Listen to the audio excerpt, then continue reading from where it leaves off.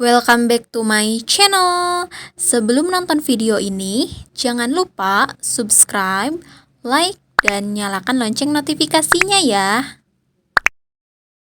Cerita dimulai. Langkah-langkah mahasiswa yang tergesa-gesa terdengar di lorong kampus, bercampur dengan suara dosen yang baru saja mengakhiri perkuliahan. Di tengah keramaian itu, seorang gadis berambut hitam panjang berjalan dengan tenang sambil memeluk beberapa buku tebal di dadanya. Namanya Alia, mahasiswi penerima beasiswa di jurusan psikologi. Pakaian yang ia kenakan sederhana, kemeja putih yang mulai memudar warnanya, dan rok hitam yang sudah ia jahit sendiri bagian bawahnya karena sempat robek. Meski sederhana, wajahnya selalu terlihat bersemangat, seolah-olah ia punya alasan besar untuk tetap bertahan di kampus ternama itu. Di sisi lain, seorang pemuda keluar dari ruang kuliah Fakultas Kedokteran dengan jas putih masih menempel di tubuhnya. Arsen, anak tunggal dari keluarga dokter ternama di kota itu. Semua orang mengenalnya tampan, cerdas, dan tentu saja kaya. Mobil sport miliknya selalu terparkir rapi di halaman kampus, menjadi pusat perhatian mahasiswa lain. Namun, di balik semua itu, Arsen sering merasa bosan dengan lingkungannya yang penuh kepalsuan. Banyak orang mendekatinya hanya karena nama besar keluarganya, bukan dirinya. Hari itu, takdir mempertemukan mereka di perpustakaan. Alia yang terburu-buru ingin meminjam buku hampir menabrak seseorang di tikungan rak. Buku-buku di tangannya terjatuh berserakan di lantai. "Ah, maaf, aku nggak lihat." Suara berat seorang pria terdengar. Alia buru-buru jongkok, mengumpulkan bukunya. Saat ia mendongak, matanya bertemu dengan sepasang mata teduh milik Arsen. "Nggak apa-apa," jawab Alia pelan, mencoba menutupi rasa kikuknya. Arsen ikut berjongkok, membantu mengangkat buku-buku tebal itu. Tangannya sempat menyentuh tangan Alia, membuat keduanya refleks menarik diri. Setelah semua buku terkumpul, Arsen menatap sampul-sampulnya. "Psikologi perkembangan. Kamu ambil jurusan psikologi ya?" tanyanya. Alia mengangguk singkat. "Iya, kamu kedokteran." Arsen tersenyum tipis. "Kelihatannya ya." Ia menunjuk jas putih yang masih ia kenakan. Percakapan kecil itu sederhana, tapi ada sesuatu yang aneh dalam hati Alia. Ia tahu siapa Arsen. Semua mahasiswa tahu. Ia si anak orang kaya yang kehidupannya bagaikan dunia lain. Sedangkan dirinya hanya anak tukang beca yang bisa masuk kampus itu karena beasiswa penuh. Ia tahu betul batas antara mereka. Namun, Arsen tidak melihat semua itu. Ia hanya melihat seorang gadis yang berbeda, tidak menatapnya dengan kagum berlebihan seperti orang lain, tidak juga berusaha mendekat dengan tujuan tertentu. Tatapan Alia biasa aja, tulus bahkan sedikit canggung. Ia membuat Arsen merasa tenang. Hari-hari berikutnya, kebetulan selalu mempertemukan mereka.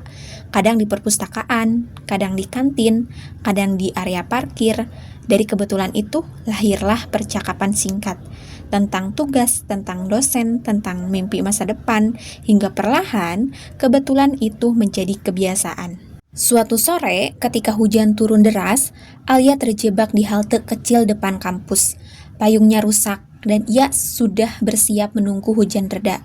Tiba-tiba, sebuah payung hitam terbuka di atas kepalanya. "Sendirian aja." Arsen berdiri di sampingnya, menahan payung itu agar menutupi mereka berdua. Alia sedikit terkejut. "Aku nungguin reda dulu." "Aku anterin, yuk, jangan kehujanan, nanti sakit," kata Arsen sambil tersenyum. Dalam hati Alia bimbang. Ia tahu kalau pulang di antara Arsen, tetangganya pasti akan heboh. Tapi hujan begitu deras, dan ia tidak ingin membuat dirinya sakit. Karena kalau sakit, ia tidak akan bisa bekerja paruh waktu malam ini. Akhirnya, ia menerima tawaran itu. Sepanjang jalan, mereka berbagi payung, berbicara tentang hal-hal kecil. Alia mulai melihat sisi lain Arsen. Ia bukan hanya anak orang kaya yang arogan, melainkan seseorang yang hangat, suka bercanda dan tulus mendengarkan. Sejak saat itu, hubungan mereka semakin dekat. Alia sering membantu Arsen mencari referensi buku untuk tugas-tugasnya. Sementara Arsen selalu ada ketika Alia kelelahan bekerja sambil kuliah. Namun, di balik semua kehangatan itu, Alia selalu dihantui rasa minder. Suatu kali, ia melihat Arsen dijemput oleh mobil mewah dengan supir pribadi, sementara dirinya pulang naik angkot sambil membawa belanjaan untuk keluarganya. Arsen hidup di dunia yang terlalu jauh dariku, gumamnya pada diri sendiri malam itu. Ia menatap foto keluarganya yang sederhana. Ayahnya dengan pakaian lusuh setelah seharian menarik beca, ibunya dengan wajah penuh keringat dari dapur kecil rumah kontrakan. Meski begitu, hati Alia tetap tidak bisa membohongi dirinya. Semakin ia mencoba menjauh, semakin kuat rasa itu tumbuh. Sementara di sisi lain, Arsen merasakan hal yang sama. Untuk pertama kalinya dalam hidupnya, ia merasa punya seseorang yang tidak peduli dengan hartanya, hanya peduli dengan dirinya. Itu membuat Arsen yakin Alia berbeda dari semua orang yang pernah ia kenal. Hari itu, di taman kampus yang sepi, Arsen akhirnya memberanikan diri. Ia menatap Alia yang tengah menunduk sambil membuka buku catatannya. "Alia," panggilnya pelan. Alia mengangkat wajahnya. "Ya?" "Aku nggak tahu cara bilangnya, tapi aku suka sama kamu." Waktu berhenti sejenak. Alia terdiam, matanya membesar. Jantungnya berdegup kencang. Ia tak pernah menyangka kalimat itu akan keluar dari mulut seorang Arsen.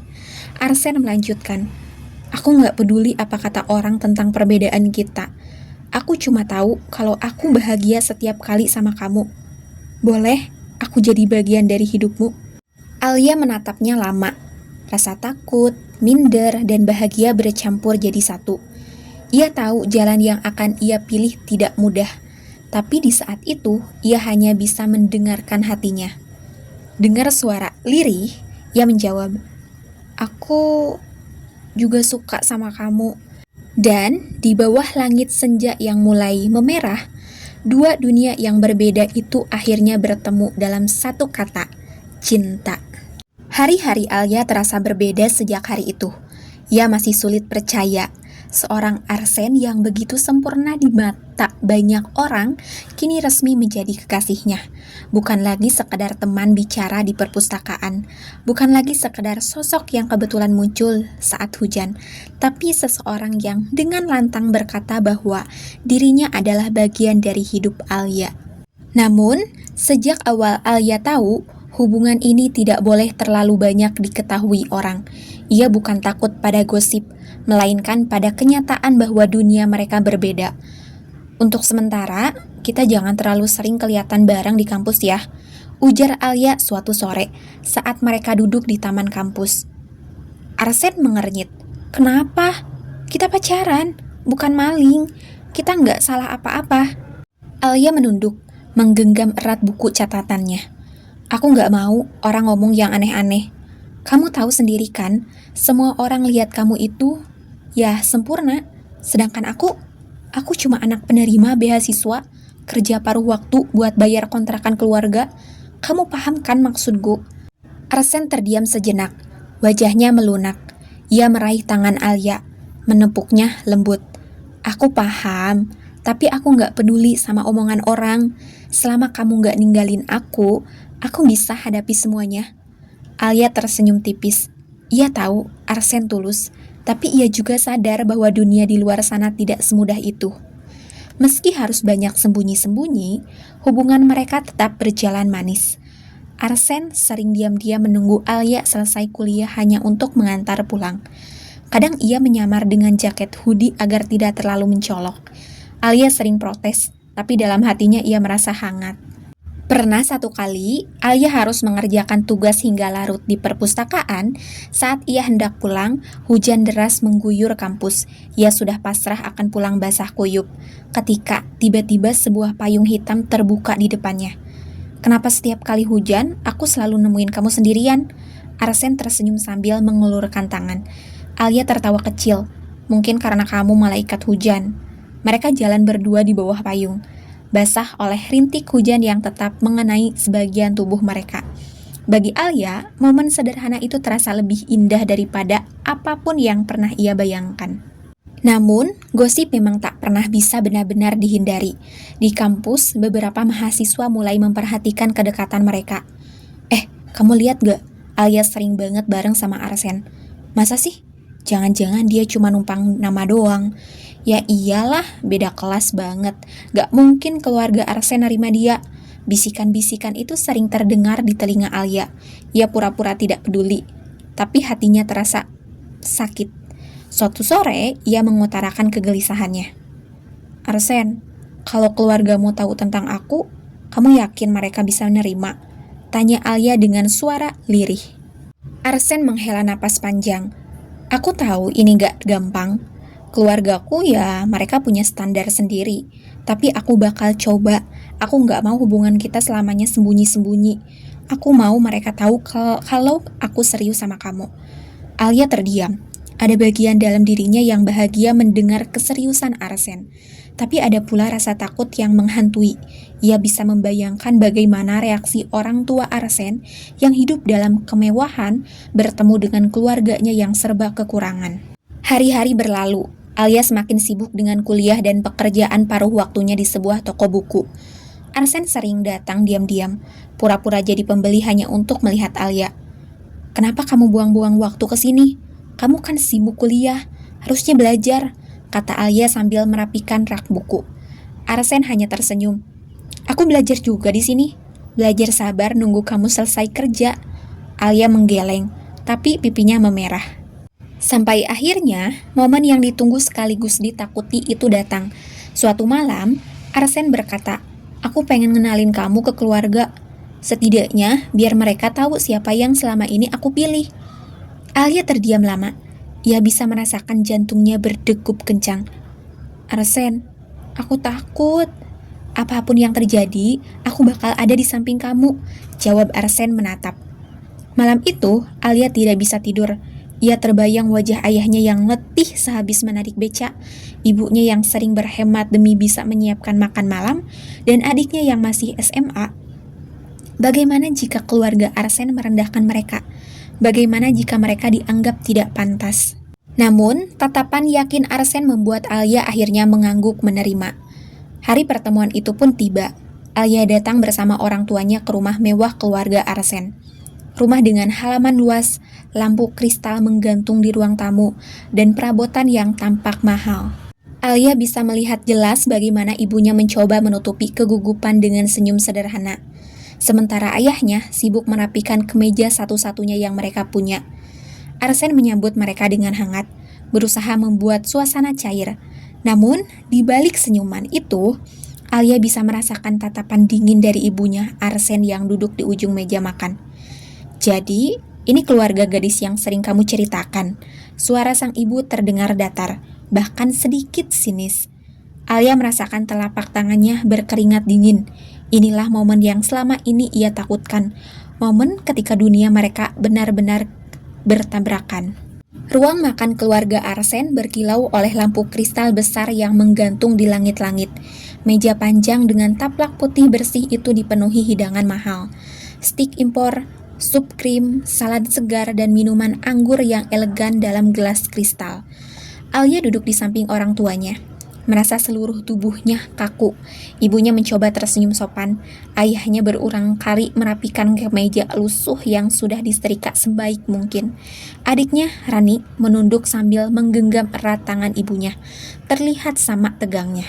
Sementara itu, di ujung meja, duduklah kedua orang tua Arsen. Sang ayah, seorang dokter ternama, masih berusaha ramah meski jelas ada jarak. Tapi sang ibu, tatapannya tajam, seakan sedang menilai setiap detail keluarga Alia dari ujung kepala hingga ujung kaki. Jadi, ini keluarga gadis yang sering kamu ceritakan, Arsen? Tanya ibunya dengan nada datar namun penuh penekanan. Arsen menegakkan badan. Iya bu, ini Alia dan ini keluarga Alia. Mereka orang-orang yang sangat aku hargai. Ibunya hanya melirik sekilas, lalu menyendokkan sup dengan gerakan anggun. Hargai ya, gumamnya. Suasana makan malam terasa berat. Alia mencoba ikut menyuapkan makanan, tapi perutnya menolak. Ia bisa merasakan keringat dingin di pelipisnya. Sampai akhirnya kalimat itu keluar. Pekerjaan bapak apa ya? Tanya sang ibu kepada ayah Alia. Ayah Alia meski gugup berusaha menjawab dengan jujur. Saya narik beca bu, dari muda sampai sekarang. Alhamdulillah bisa cukup untuk makan sehari-hari. Seketika terdengar suara sendok yang berhenti di udara. Ibunda Arsen menatapnya dengan alis terangkat tinggi. Beca, ucapnya. Nada suaranya penuh ketidakpercayaan. Anak saya calon dokter, masa depannya cerah, dan calon mertuanya tukang beca. Ayah Alia menunduk, ibunya menggenggam tangan suaminya, mencoba tegar. Rani menahan air mata, sementara Alia merasa dadanya sesak. Bu, Arsen mencoba menengahi. Pekerjaan gak ada hubungannya sama kebahagiaan. Aku sayang sama Alia dan keluarganya orang baik. Tutup mulutmu Arsen, potong ibunya tajam. Kamu gak ngerti apa-apa soal masa depan. Kamu pikir cinta cukup untuk bikin pernikahan bahagia? Hidup bukan dongeng. Kalau kamu menikah dengan orang yang seperti ini, kamu pikir bagaimana pandangan orang? Bagaimana masa depanmu sebagai dokter terhormat? Kata-kata itu menusuk Alia lebih dalam daripada pisau. Wajahnya memanas, bukan karena marah, tapi karena malu. Bukan untuk dirinya, tapi untuk ayah ibunya yang sudah berusaha keras mengangkat kepala di tengah penghinaan itu. Arsen menggenggam tangan Alia di bawah meja, mencoba memberi kekuatan. Namun genggaman itu terasa sia-sia. Hati Alia sudah retak. Makan malam berakhir tanpa kehangatan. Keluarga Alia pamit dengan sopan, meski jelas mata mereka berkaca-kaca. Sepanjang perjalanan pulang, tak ada yang berani membuka suara. Hanya isak pelan Rani yang terdengar di dalam mobil. Malam itu, Alia duduk sendirian di kamar. Ia menatap foto keluarganya yang terpajang di meja belajar kecil. Senyum ayahnya, wajah lelah ibunya, dan adiknya yang masih penuh harapan. Air mata jatuh tanpa bisa ia tahan. Ia menggenggam ponselnya erat, lalu mengetik pesan untuk Arsen. Aku pengen ketemu besok di taman kampus. Keesokan harinya, Arsen datang lebih dulu. Ia berdiri di bawah pohon besar tempat mereka sering berbincang. Wajahnya tampak cemas, tapi tetap memberi senyum begitu Alia datang. Alia, maaf banget soal kemarin. Aku gak nyangka mama bisa ngomong kayak gitu. Aku janji, aku bakal berusaha meyakinkan mereka. Aku gak mau kehilangan kamu, ucap Arsen cepat, penuh ketulusan. Alia menunduk, matanya sembab. Jelas ia semalaman tidak tidur. Arsen, aku udah mikir banyak. Arsen menggenggam tangannya. Kamu gak boleh nyerah cuma karena semalam. Kita bisa lewatin ini bareng-bareng. Alia menarik tangannya pelan, menatap Arsen dengan mata berkaca-kaca. Justru karena aku sayang sama kamu, aku gak mau kita lanjut. Wajah Arsen berubah pucat. Apa maksudmu? Aku takut kalau kita terusin, kita malah saling melukai. Aku gak tahan lihat keluargaku diremehkan kayak kemarin. Aku juga gak mau kamu harus terus berhadapan sama keluargamu demi aku. Aku sayang kamu, Sen. Tapi cinta aja gak cukup kalau setiap langkah kita penuh luka. Arsen menggeleng keras. Jangan bilang gitu, Alia. Aku bisa berjuang. Aku bisa lawan semuanya. Air mata Alia jatuh deras. Aku tahu kamu kuat. Tapi aku gak sekuat itu. Aku gak bisa lihat keluargaku dipermalukan lagi. Aku gak bisa hidup terus dengan rasa takut dan rendah diri. Hening, angin sore bertiup pelan, membawa daun-daun kering jatuh ke tanah. Alia menarik napas panjang, lalu berkata dengan suara yang bergetar. Kita putus aja, Sen. Kalau dilanjut, aku takut kita saling melukai. Arsen terdiam, matanya merah, tangannya mengepal. Ia ingin memeluk Alia, ingin meyakinkan sekali lagi. Tapi tatapan Alia sudah terlalu tegas, meski dipenuhi air mata. Perlahan, Alia melangkah pergi, meninggalkan Arsen yang berdiri membeku di bawah pohon itu. Dan untuk pertama kalinya, cinta yang mereka bangun dengan begitu indah terasa runtuh hanya dalam satu malam. Sejak perpisahan itu, hari-hari Alia terasa berat. Taman kampus yang dulu menjadi tempat penuh tawa, kini hanya menghadirkan sepi. Setiap sudut perpustakaan, setiap bangku kantin, semua menyimpan jejak kebersamaan yang sulit dihapus. Namun Alia berusaha keras menata hati. Ia tahu keputusan itu sudah final. Ia memilih luka sekali daripada terluka berkali-kali. Malam-malamnya masih diwarnai tangis. Tapi siang hari Alia memaksa dirinya tersenyum, belajar dan bekerja. Ia tidak ingin orang tuanya tahu betapa hancurnya hatinya. Ia hanya bilang, aku dan Arsen sudah gak cocok, lebih baik kita masing-masing. Ayah dan ibunya mengangguk pelan, meski mereka tahu itu bukan sekedar gak cocok. Mereka tahu anaknya memilih mengalah demi menjaga martabat keluarga. Sementara itu, Arsen masih belum bisa menerima kenyataan. Ia datang ke toko buku tempat Alia bekerja, berdiri lama di dekat rak hanya untuk melihatnya. "Alia, please, sekali aja, kasih aku kesempatan lagi," ucapnya satu malam saat toko hampir tutup. Alia menunduk, pura-pura sibuk merapikan buku. "Arsen, kita sudah bahas ini. Aku nggak mau keluarga kita terus jadi korban. Aku bisa bikin mereka nerima kamu. Aku janji bakal terus berusaha." Alia menggeleng, air matanya hampir pecah. "Dan sampai kapan kamu harus berjuang sendirian? Sampai kapan keluargaku harus jadi bahan hinaan? Aku nggak sanggup lagi, Sen. Tolong, jangan bikin aku makin lemah." Arsen terdiam. Ia bisa melihat betapa tulusnya air mata Alia, betapa seriusnya keputusan itu. Dengan langkah gontai, ia meninggalkan toko. Malam itu, hujan turun deras, seakan langit pun ikut menangis. Waktu berjalan, semester berganti, tugas menumpuk, hidup terus berjalan meski luka belum sepenuhnya sembuh. Di tengah kesibukan itu, Alia bertemu dengan Raka, seorang senior di jurusannya. Raka tidak mencolok seperti Arsen, tapi ia hangat, ramah dan selalu siap menolong. Mereka pertama kali berinteraksi saat Alia kesulitan dengan penelitian kecil, dan Raka menawarkan bantuan. Seiring waktu, mereka semakin sering berdiskusi, belajar, dan bercanda bersama. Yang membuat Alia pelan-pelan membuka hatinya adalah ketika Raka mengenal keluarganya.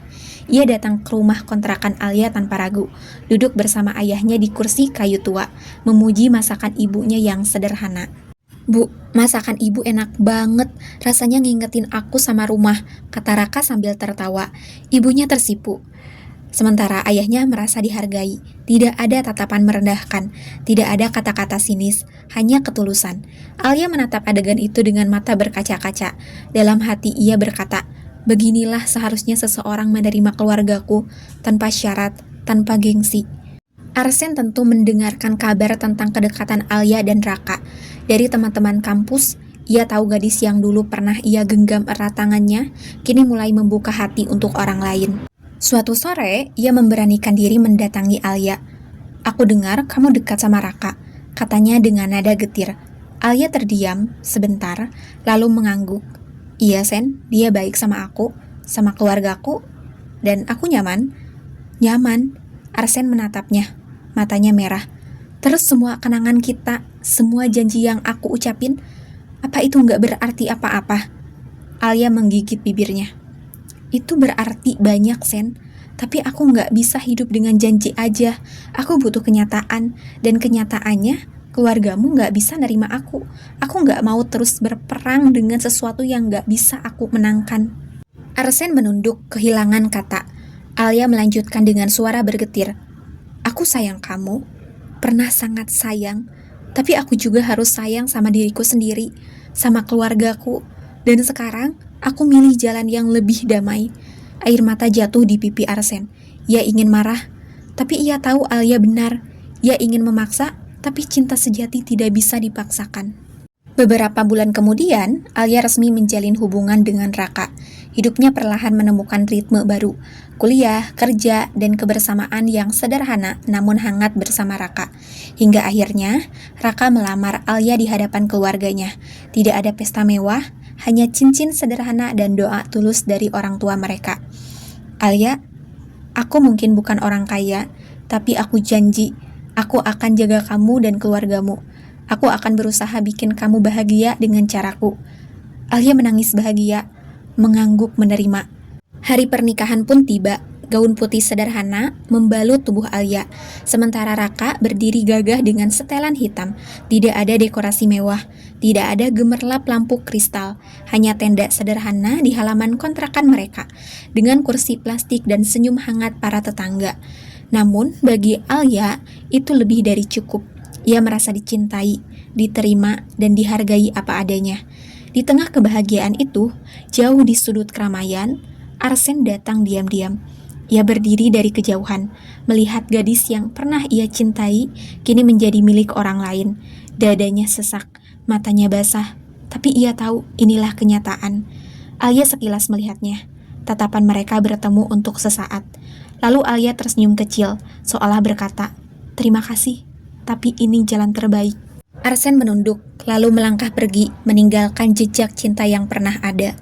Tahun demi tahun berlalu, Alia kini hidup damai bersama Raka. Mereka tinggal di sebuah rumah kecil yang hangat, penuh tawa anak mereka yang baru berusia 5 tahun. Hidup sederhana, tapi bahagia. Alia tidak lagi dihantui masa lalu. Meski di dalam hatinya, nama Arsen masih tersimpan sebagai kenangan yang pernah begitu indah. Lalu terpaksa ia lepaskan. Suatu malam, anak Alia demam tinggi. Tubuh mungil itu panas. Matanya sayu, dan tangisnya membuat Alia panik. Raka segera membawa mereka ke rumah sakit terdekat. Di ruang gawat darurat, Alia menggenggam tangan anaknya erat, sementara perawat menenangkan. Tak lama kemudian, seorang dokter masuk. Suara langkahnya membuat jantung Alia berdegup kencang, dan ketika ia mengangkat wajahnya, waktu seakan berhenti. "Dokter Arsen?" sapa salah satu perawat. Alia terdiam, tubuhnya kaku. Nama itu menghantam hatinya, membawa kembali gelombang kenangan yang selama ini ia kunci rapat. Arsen menoleh, dan matanya langsung bertemu dengan Alia. Dunia mereka seolah menyempit, hanya ada tatapan itu. Tatapan dua jiwa yang pernah begitu dekat, kini dipisahkan oleh takdir. "Alia," suaranya hampir berbisik, nyaris tidak terdengar. Alia menelan ludah, berusaha tegar. "Dokter, ini anak saya, panasnya tinggi sekali." Arsen menatap anak itu, lalu beralih menatap Alia lagi. Ada getar yang sulit ia sembunyikan. Dengan suara profesional, ia berkata, "Baik, saya akan periksa." Ia mencoba fokus pada tugasnya, memeriksa suhu tubuh, mendengarkan detak jantung anak itu dengan stetoskop, dan memberi instruksi pada perawat. Tapi dalam hatinya, badai bergemuruh. "Jadi, ini anakmu, Alia. Kamu benar-benar sudah membangun hidup tanpa aku." Setelah pemeriksaan selesai, Arsen menuliskan resep. Demamnya karena infeksi ringan, tidak berbahaya, tapi harus istirahat cukup. "Ini obatnya." Alia mengangguk. "Terima kasih, dokter." Arsen ingin berbicara lebih banyak, ingin bertanya tentang hidup Alia, ingin tahu apakah gadis itu bahagia. Tapi kata-kata itu tercekat di tenggorokannya, yang keluar hanya kalimat kaku, "Semoga cepat sembuh." Raka kemudian masuk membawa minuman untuk Alia. Ia tersenyum ramah pada Arsen. "Terima kasih, Dok, sudah bantu anak kami." Kata "kami" menusuk hati Arsen. Ada kepemilikan jelas yang bukan miliknya lagi. Ia hanya bisa tersenyum tipis. Malam itu, setelah pasien lain ditangani, Arsen duduk sendirian di ruang kerjanya. Matanya kosong, menatap foto orang tuanya di meja. Sudah bertahun-tahun ia mencoba melupakan Alia, tapi gagal. Teman-temannya sudah banyak yang menikah, punya keluarga, tapi Arsen tetap sendiri. Setiap kali ada perempuan mendekat, bayangan Alia selalu muncul. Baginya, tidak ada yang bisa menggantikan gadis sederhana itu. "Kenapa aku masih di sini? Kenapa hatiku tetap terikat padamu, Alia?" gumamnya lirih. Ia sadar, cintanya tidak akan pernah terbalas lagi. Alia sudah memilih jalannya, dan ia terlambat menyadari bahwa cinta saja tidak cukup tanpa restu dan penerimaan keluarga. Beberapa hari kemudian, anak Alia sudah sehat. Sebelum pulang, mereka kembali bertemu dengan Arsen di lorong rumah sakit. "Dokter, sekali lagi terima kasih ya," ucap Raka dengan tulus. Arsen mengangguk. "Sama-sama." Alia berdiri di samping Raka, menggendong anaknya. Tatapan mereka kembali bertemu sesaat, dan 1000 kata yang ingin diucapkan, tapi hanya sunyi yang hadir. Alia menunduk, mengalihkan pandangan. Ia tahu jika ia menatap terlalu lama, hatinya akan goyah. Ia tidak ingin kembali membuka pintu yang sudah ia kunci rapat. Arsen menggenggam jemarinya sendiri, mencoba menahan gemetar. "Kenapa bahkan untuk menatapmu, aku merasa seperti orang asing?" Saat itu, ia sadar mereka benar-benar berada di dua dunia yang berbeda. Alia bersama keluarganya, dan dirinya sendirian, masih membawa cinta yang tak pernah lulus masa berlaku. Beberapa tahun kemudian, mungkin Alia akan benar-benar melupakan rasa itu. Tapi Arsen tahu, ia tidak akan pernah bisa. Baginya, cinta pada Alia adalah luka manis yang akan selalu melekat, sekaligus penyesalan yang tidak bisa ditebus. Hari itu, ketika Alia dan keluarganya berjalan meninggalkannya di lorong rumah sakit, Arsen hanya berdiri mematung. Langkah Alia menjauh, suara anak kecil itu menggema, dan tawa Raka terdengar samar. Arsen menunduk, Matanya berkaca-kaca. Ia tahu mereka sudah resmi menjadi asing, bahkan untuk saling menatap pun terasa mustahil. Dan di dalam hatinya, ia berbisik, "Selamat tinggal Alia, selamat berbahagia. Aku akan tetap mencintaimu, diam-diam, sampai akhir waktuku." Terima kasih yang sudah nonton video aku. Bye-bye.